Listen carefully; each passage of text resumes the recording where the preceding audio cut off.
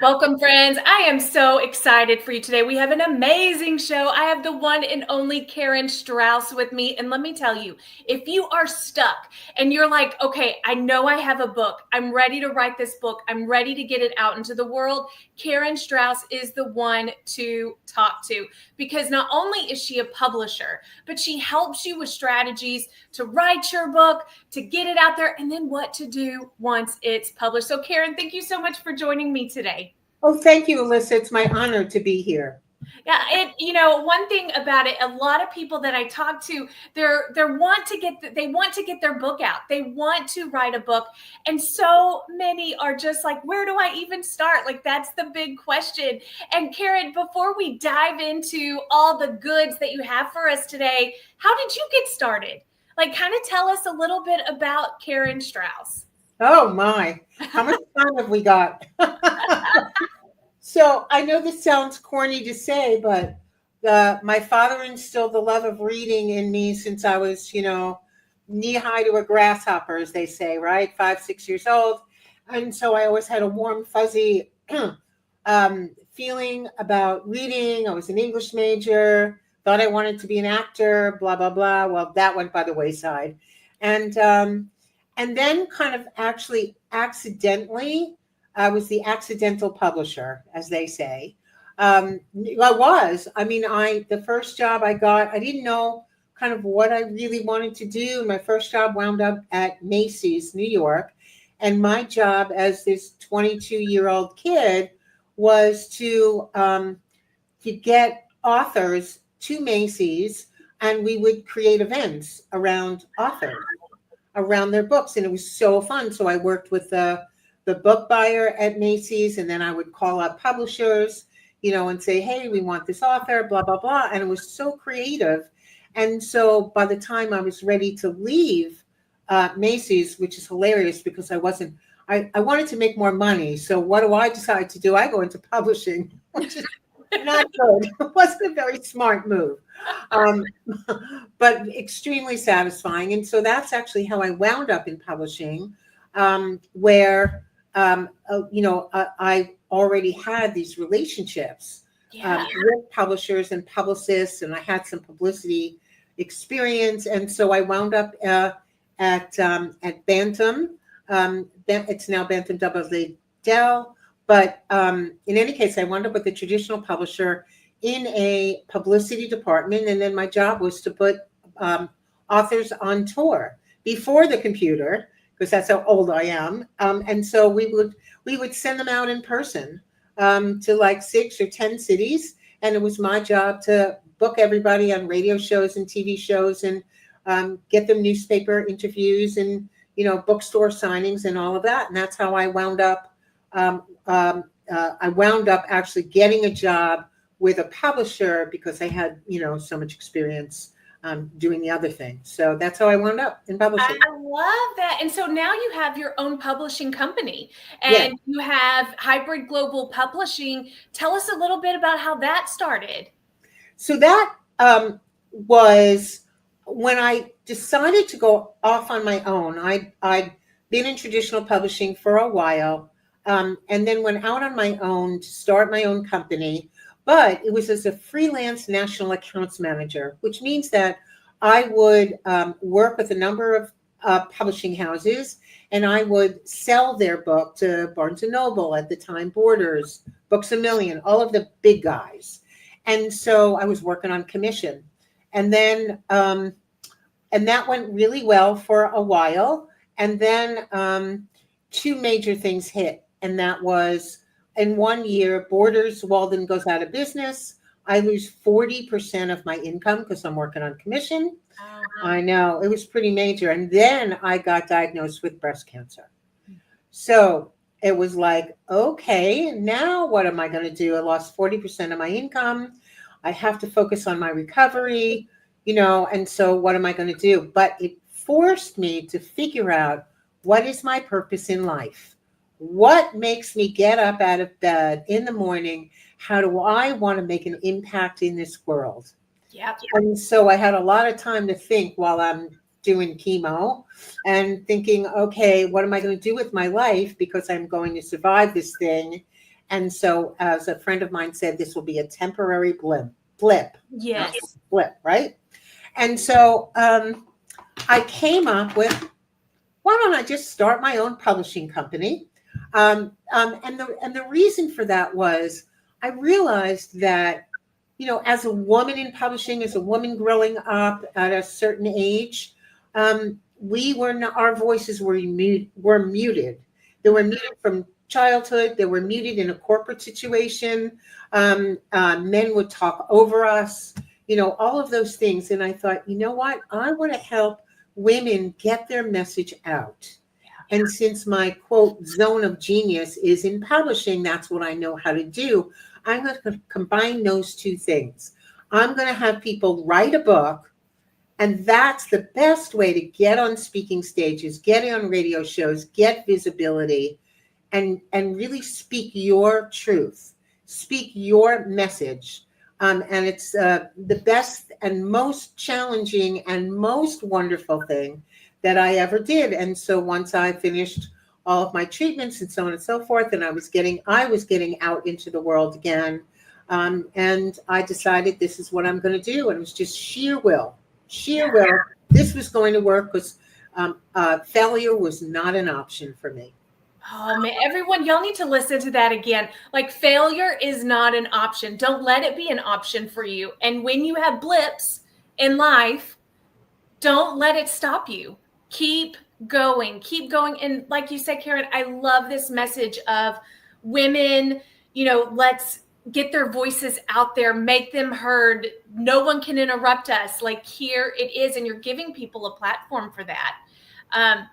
Tell me, if, sitting here, like, as a business owner, if I know, like, I have this message that I want to get out into the world, I'm tired of being interrupted, I'm tired of being shut down, where do I start? Wow. Okay.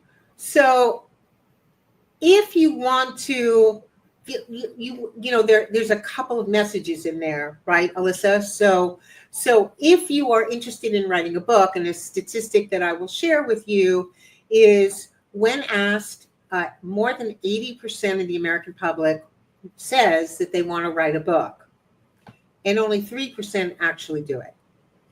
And so, yes, so we want you, and we help you become one of those 3%ers, because it's not for everybody. It does take resilience. It takes, a lot of times what happens is, they want to write a book, but then they, you mentioned, they don't know where to go. They don't know how to start. They don't know what to do. And so my recommendation would be, there are a couple of things. One is, don't do it alone. Mm-hmm. Don't do it alone, whether it's with me or with somebody else. Find a book coach, find a good book editor, find a hybrid publisher, and we can get into what that means. But if you self-publish, you're doing it yourself. So it means that you got to hire the editor, you got to hire the cover designer, you got to hire all of these people. And if you don't know the language of publishing, you're going to make a lot of mistakes. So that's one thing. So find someone that you can work with, that can help you design an outline, figure out your big idea, for the book, and maybe interview you. There are a couple of other things that you should be doing. And one is, writing is like working out. It's like, if you exercise every day, you're working out these muscles, right? And if you're writing every day, you're working out your writing muscles. You're working it out. So that means you can just take your phone, and I have something called journal in here. I'm writing a book on the 10 leadership principles that my dog has taught me. So that I've learned from my dog, my 1.5-year-old puppy. I love that. And every day I write something in the journal, because I see him doing something and going, oh my God, that dog is resilient, right? Oh, that's a leadership principle. What was he doing to be resilient? All of that. And so I write these notes, and I get an inspiration. People carry, in my day, they would carry like a little notebook, right? And so if you're on the train or on a plane and you want to handwrite stuff, just write down little inspirations or little moments. You meet somebody, they inspired you. it doesn't even have to do, it doesn't have to do with any particular thing. Like people get lost in their heads about, oh, I'm going to write a book, so I'm going to sit down at this time and I'm going to figure it out, and I'm just going to write from beginning to end. And that's probably the worst thing you could do, because then you're going to get stuck, and then you're going to figure out, then you're going to start writing, and you're going to go, no, that doesn't sound right, and then you're going to edit it, you're going to delete it, and you're never going to finish. Yeah. So I just say, write your little heart out, and don't worry about editing. Don't worry about even what it's about at this point. Just get your muscles going, your juices flowing, and I think that will help. I love that, Karen. And I do the same thing. It's not for book writing, but it's for like speeches, for like inspirations for different hooks that I have. I write it. Like anytime I have a little notebook, and I do the same thing. I just handwrite. I'm like, oh my gosh, this would be a great idea. Because if I did write it just then in that moment, one, I wouldn't be able to very often because life's lifing at that moment. Right. But also, I think I would be too caught up in getting it right. And I love how you're telling people, just write. Just right. Just write. Don't worry about the other stuff. Just write. Love that. So, Karen, I want to talk right now about how writing a book can help someone with their business. Like, how is it, or even if they're looking to climb the ladder in their own profession, how could getting a book out there help them in this moment? So that's a great question, because I believe and I know that, video is great, TikTok is great, social media, all of that stuff, and I'm not saying don't do it, but what I am saying is when you write a book, when you publish a book, you become the authority in your field. And I always say, don't be the best kept secret in your niche. Yeah. And a book will give you that visibility, that credibility, that authority to say people will trust you if they know you have a book. And the best way to get on speaking stages is to have a book to show them, because one of the first things they will ask you is, have you written a book? Yeah. Right? You want to be in a summit. You want to be in a radio show or podcast. You want to be, hired as a speaker. And so the first thing is, it's social proof, basically, that that you've written this book. It's on Amazon. It's on Barnes and Noble, wherever it is, and that you have a physical book. And that means you must be the authority in your field. Yeah. You will get a leg up on other speakers that are in the same field as you, and particularly if you're a best-selling author, you really get that extra leg up. Yeah. Well, here's something I've always been curious about. How do you become a best-selling author? Like how do you get that title?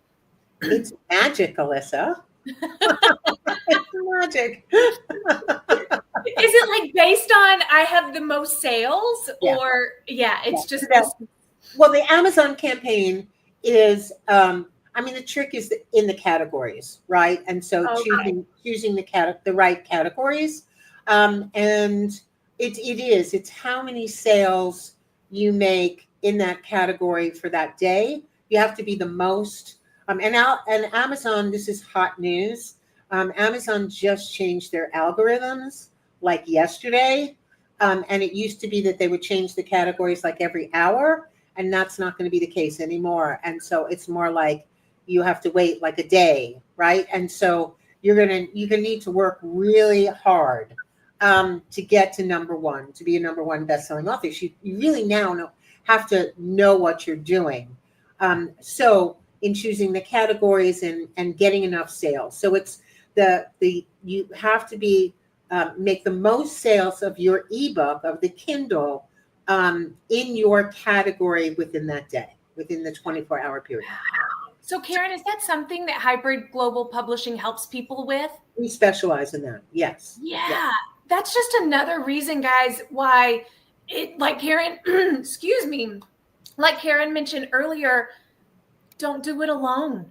Get someone to help you. Like this, having that support in your back pocket could be game changing. And imagine being able to go pitch to a business that you want to do business with, like, or you want to get a contract, or you want to climb up this ladder. Being able to say, I'm a best-selling author. Right. Oh my gosh, that's going to be phenomenal for you. Exactly. And we do campaigns for getting on the Barnes & Noble bestseller author too. And so for people, for that, in bookstores, if they want to be a best-selling author at Barnes & Noble, that has, it has a lot of gravitas. Let me put it that way. So, yeah.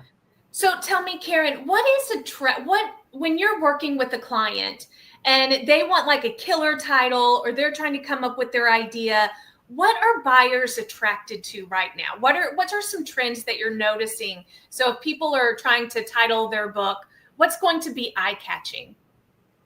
Wow. Well, to be honest, I use ChatGPT a lot for titles. For organization, never. Let me have a big caveat here. Never write your book with AI. And because one of the things that Amazon and Barnes & Noble and Ingram always ask you, have you written your book with AI? Or have you used AI to write any portion of this book?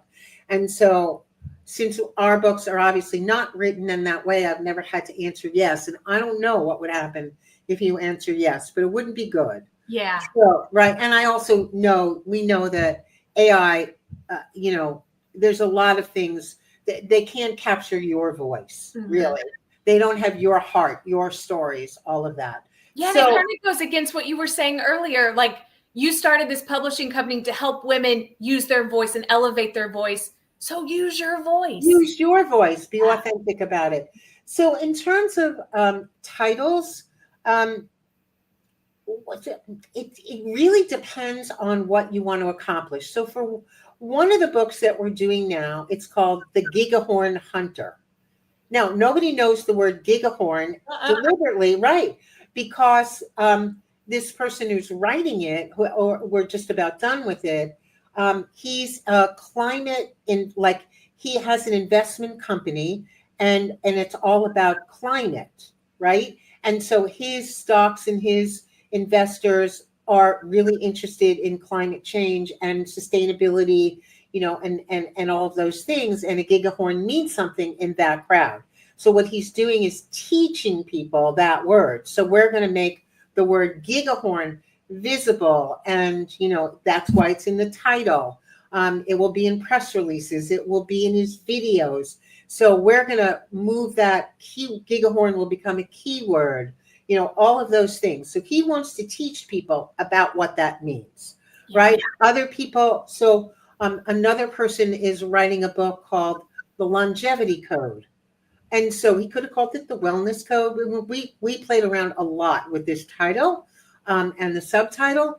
And the word longevity in his field, in the wellness field, and I talked to a lot of nutritionists and people who are working with women over 50 and, so on and so forth. It's not about health. It is about health, but it's all about health, and it's all about working out and so on and so forth. But the keyword longevity is very hot. It's a very hot trending title. So these are things you can look up. So one of the things is you want to have an intriguing title. You really want to have an intriguing subtitle, right? But the title needs to be keyword worthy, if you will. Yeah. Kind of like put in an SEO mindset. Right. You're really looking at that. And I love how both of those titles, though, and you said it, like it piques curiosity. It is intriguing. And so it mirrors SEO and piques curiosity. Exactly. So, and the subtitle might be something controversial, right? So, yeah, and that you have a little longer sentence to play with, and all of that. But there's an art and science really to creating a really intriguing title. And that could be, besides the cover, that's kind of the one of the most important marketing tools that you have for your book. Yeah. Okay. So you said marketing. Let's talk about this, because there are a lot of people who do publish a book, but then nothing's happening with it. Yeah. How can people, once I have my book published, what steps do I need to take to make sure that it gets into the hands of people? So the first thing you should do is create a launch team. So that means before you publish the book, write down, create a list of about 20 to 25 people that that you know really well, that you can trust. They could be family members that don't have the same last name as you, because, and I'll tell you why later. They are close colleagues in your business, or they're, friends, and maybe longtime clients. So these are people you know and trust. So you want 20 or 25. And what you're going to do is you're going to ask them on launch day, will you buy the Kindle for 99 cents? Will you buy the book on such and such a day and help me and review the book when it comes out? It's going to be what we call a soft launch.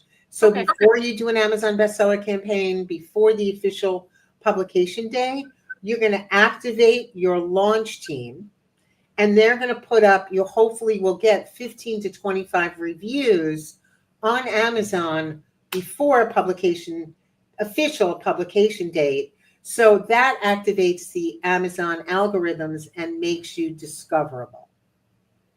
Okay, it's a launch team. It's a launch team. That's right. That's the launch team. Yeah. And then you also so what you want to do is, most people think that they write the book, they spend like a year writing this book. Some people spend 13 years, trying to write a book. So you write this book and you think, oh, great, I wrote a book, I'm done. That was the hardest part. No, that's the easiest part, writing a book. The hardest part is marketing this book. And so you need to think about your marketing before, or at least during, the writing process. And so that's why you think long and hard about the launch team and get their commitments well beforehand.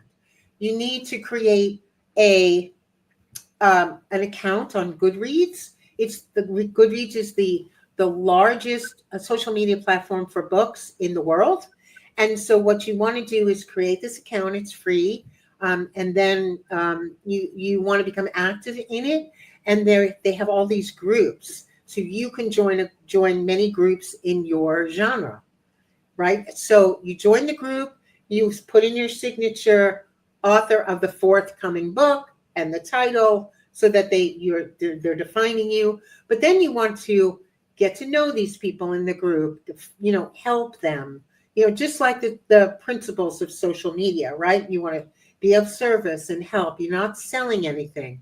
But by the time your book comes out 6 to 9 months later, they're going to know you, or they're going to say, oh, Alyssa was incredibly helpful to me. She reviewed my book when it came out. She gave me 5 stars on Goodreads and on Amazon. So yeah, I'm going to help her out when her book comes out.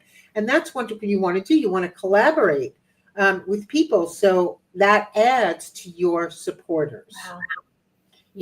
So you want to do this well in advance, so that you have time to get to know people and to help other people before they're going to help you.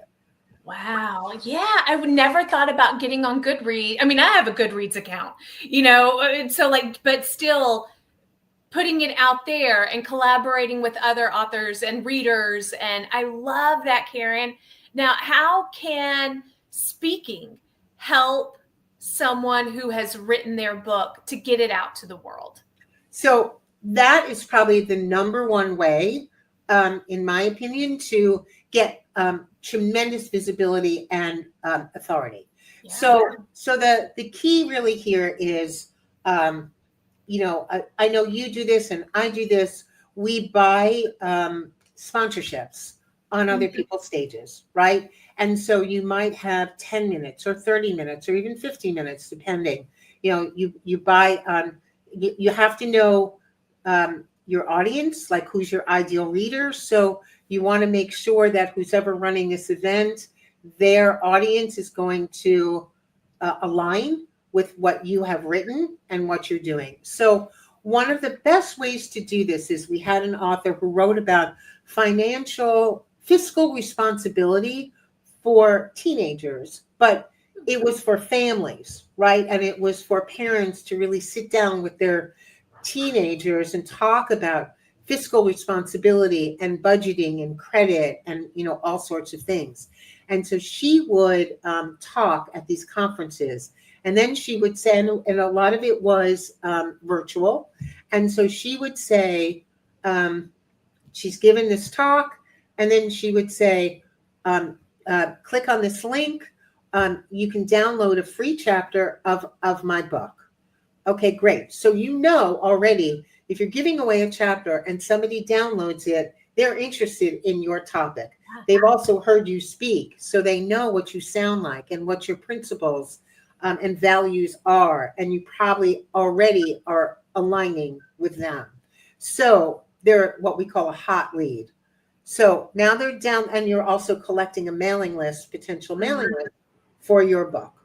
So now what happens is you go a second step is they download the chapter, and then you invite them to a call with you, right? So you invite them to a call, and then you talk about their issues, and you ask them questions and their struggles, and why did they download the book? Like, what is of interest? And then you get an idea of what they are interested in. Then you can talk about your services. And then this is a great way to get new clients. And we think that it's not just about how many copies of your book have you sold. It's more about, all right, with hybrid or self-publishing, you're paying for, so how many new clients do I need to take on to break even for how much money that I've paid to do this book? Usually it's maybe 2 more clients that I would not have gotten if I didn't write this book, or if I wasn't on this conference. So it's not a lot. And so it's a great way. Speaking, again, not only gives you that authority and credibility that we talked about, the book itself adds to it, but then it adds to your revenue as a business person, as a coach, as an entrepreneur, as a speaker. And the key is really, it's lead generation. So you're adding to your mailing list for people. You're giving away a gift to someone. They all love that. And then you invite these people to speak with you one-on-one. And everybody loves that. Oh, wow, I get like 15 or 30 minutes with this person who I just heard. And so they are more than likely to work with you than not if they hadn't heard you and downloaded your book. Yeah. Karen, a couple of things that you said that just really, it got my brain just going. Because I was thinking, if someone, I've been at conferences before where, hey, I did book the call to meet with them. And I do the same thing, like, hey, book a call with me. But if I knew I was going to book a call with the author, that makes me want to push book the call even more. And because I'm like, oh, hair flip, I get to talk to the author today. Exactly right. There's a hair flip moment. And it gets me excited. And then, like, I am thinking, it is an investment to book hire a publishing company and stuff. But once the book's out there, it's a money generating machine in the sense it's a lead generating machine. And so it's worth the investment, because if I have a team that's going to help me with my launch team, that's going to help me with, trying to get on that Amazon best-selling list or Barnes & Noble, someone who's going to guide me through everything, and I'm going to make money in the process, it's worth it. It's a no-brainer, right? It's a no-brainer. Now, Karen, I know that you have an event coming up. Tell me about this event, because you're helping people write their books, right? We are. Tell us about it. It's called the Big Leap Retreat, and it's 2 days. So we have an intimate group of people. We don't have 300 people on the Zoom. We don't want them. It's too much. So we have our team, our publishing team, our editorial director. So we're all on it together. And you come. Most people have either worked a little bit on their book, Most people haven't written anything. And some people come and say, I've got a number of ideas and I'm not sure which one I want to write about. So we take care of that first. So we do some training, then we do some exercises about discovering your big idea. Okay. And then you figure out what your big idea is, what's the best book I need to write first. We do something called book mapping. People have heard of mind mapping, right? So this is book mapping to figure out what's the best book I should write first. And then we help you with your outline. So you create your outline. Everybody has an outline done by the end of the 2 days. We also help you create a 2-minute pitch. The 2-minute pitch is about your made up book, your book. We have to create titles in like hours. And so this happens really fast. And because before you can think about it, so we help you write these 2-minute pitches, and then you get to deliver those 2-minute pitches to a panel of people that are publishers, literary agents, speakers, coaches, publicists, people that I have worked with and are friends, and so you get to speak in front of them for 2 minutes, and they give you amazing feedback on your clarity of message, on your call to action, on do I want to hear more, and so you get an idea. Oh, is this resonating with people who know nothing about me, who know nothing about my book, and a lot of times, what they're saying is like, you have a gold mine of an idea. Yeah. And then here's how you can improve, and so it's become, I'm a little jealous, it's become one of the most sought after and fun experiences of the whole 2 days. But in the end, the 2 days is people are shocked at how much they get accomplished by writing the outline and the bullet points of your talking points, where you're going to add stories, all of that. So you've got your GPS system all mapped out. And now all you have to do is write it, right? And we can help you do that, obviously, to move forward. But yeah, so that happens on, the next one is June 24th and 25th. So that's coming up. Oh my God, Karen, I love, this is a no-brainer. This is a no-brainer for people to attend, especially if you're wanting that book out there after just 2 days. Like you said, I love the analogy of the GPS, because it really is, hey, in the beginning, you told us to collect stories and things like that. I would know exactly what kind of stories to collect. Exactly. I would know exactly where to go. And the idea of this 2-minute pitch and getting feedback on it, that's worth the event itself. It is. No, it is, because first of all, these are incredibly experienced and brilliant people.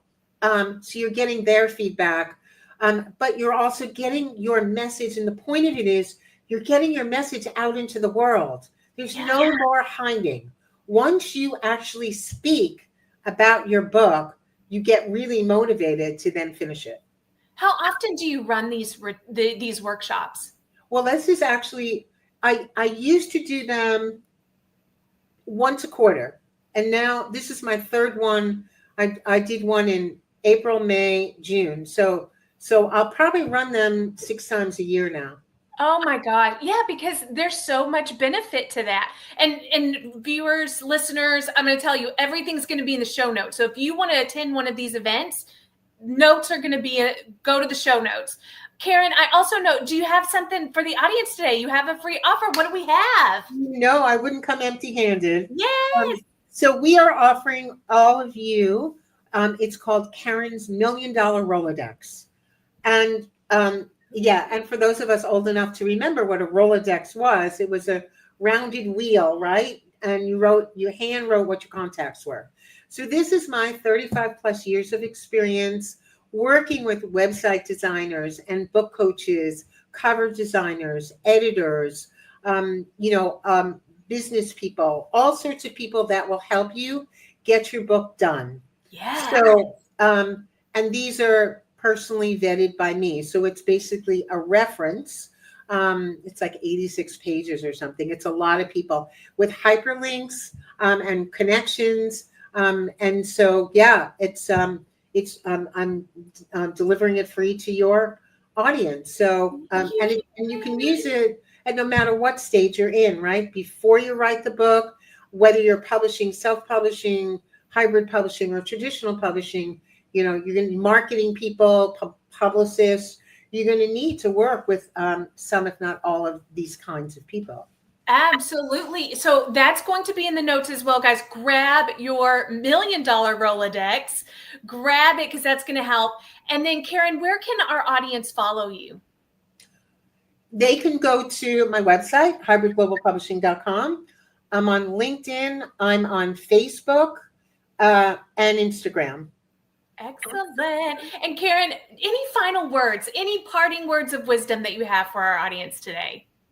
I would just say, don't edit yourself, right? Don't think about, oh God, why would anybody read a book by me? And so a piece of advice that I would offer is ask a friend, ask your spouse, ask a trusted long-term client, what is it that you like about me? What special quality do I have that attracted you to me? Why do you keep working with me for all these years? And put that on Post-it notes, put that somewhere where you can see that every day in front of you. And if you just get a little nervous or a little, wonky about who am I to write a book, look at all those array of endorsements and testimonials that you have right in front of you, and that will give you the confidence to move forward. And just write every single day. I don't care if it's 5 words, just keep doing it. I love that. Oh, Karen, thank you so much for joining us today. And everyone watching and listening, get out, write your book. Don't let anything hold you back. And remember, Karen is here to help you. She's here to help you along this journey, and grab her free goodies in the notes. So thank you, everyone. And thank you, Karen, so much for being here today. Thank you, Alyssa. Appreciate it. Bye, everyone.